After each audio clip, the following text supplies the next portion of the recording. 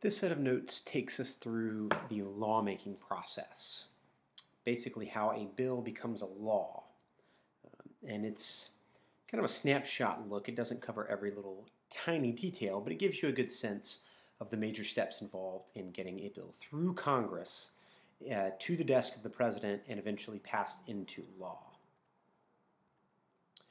So first off, when we say the word bill, that's referring to a proposed law. A bill only becomes a law when it makes its way through both houses of Congress and is signed by the president. A bill can start out in either house. So it can start in the Senate or it can start in the House of Representatives.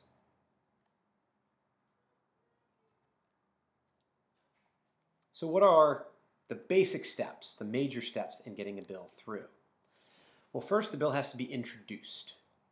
And again, it can be introduced in either the House or the Senate. The bill is then going to immediately be assigned to a committee. The committee, a smaller group of senators or representatives, is going to study the bill, discuss it, make some changes, and vote on whether they like it or not. If it passes the committee, it's going to go back to the full House of Representatives or the full Senate. And then they can do that whole process again, discuss it, make changes, and then vote on the bill. If it makes it through all of that, it then goes to the other house and goes through all of the same steps.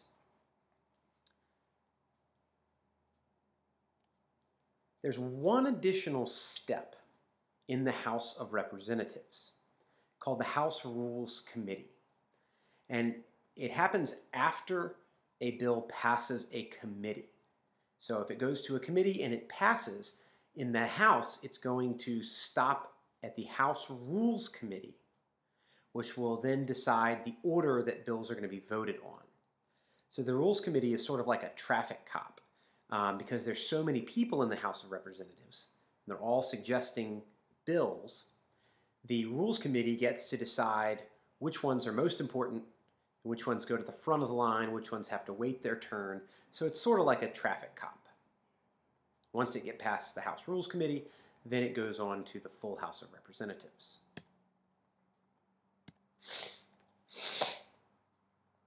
A bill has to go through both houses.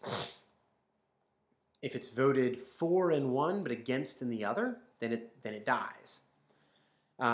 If a bill makes it through both houses, usually the House and Senate versions are not exactly the same, and that's because they have multiple chances to change it. It might get changed in a committee, it might get changed in front of the entire House or the entire Senate, so there's usually going to be some slight differences. Then it's going to go to a conference committee, which has some people from the House and some people from the Senate, and they're going to iron out the details. They're going to settle on a compromise.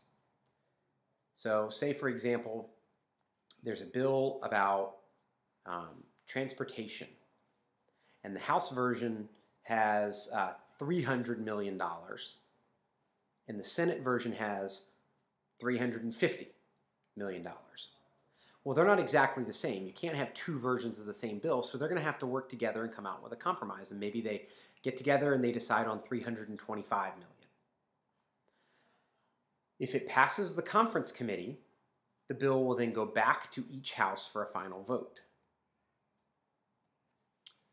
If the compromise version gets past each house, it's then going to go to the president.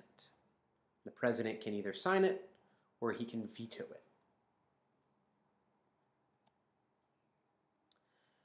Now, bills can get killed at a lot of different steps. The vast majority of bills introduced don't get passed. So the statistic that we looked at in class, in 2005, 7,000 bills were proposed, but only 169 of them were actually passed into law. So let's take a look at it, a number of the steps where a bill can be killed. So the committee chairman decides that the committee doesn't even want to vote on it. The committee does vote on it, but they vote against it.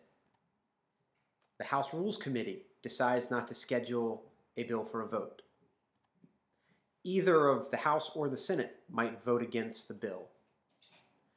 The Senate also has an extra step called a filibuster, which can keep a bill from getting voted on. So there's time limits for discussion in the House, but not in the Senate. So in the Senate, they could actually filibuster and just keep talking and talking and talking to keep a bill from getting voted on. If one house votes for the bill, but the other one turns it down, the bill is dead. Let's say both houses vote for it, but they don't like the version that comes out of the conference committee, the compromise version. So either one of them votes against it, the bill is dead. If the president vetoes the bill, it's not automatically dead, but it's going to be really hard because then the House and Senate have to try to override it. So if the House and the Senate try to override it and they fail, then the bill dies. So you can see there's just so many steps where a bill can die that it makes sense that most of the bills introduced don't make it all the way through.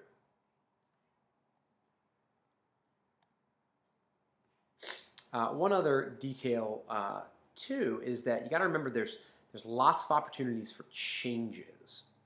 And so sometimes so many changes actually get added to the bill that a bill can be killed simply because people don't like the amendments that have been added to it. They don't like the changes. And that's a strategy sometimes people will use to try to get people to vote against it. So it's a very difficult process, many steps, many places where a bill can die, and most of them do die. Only a small number actually make it all the way through and become a law.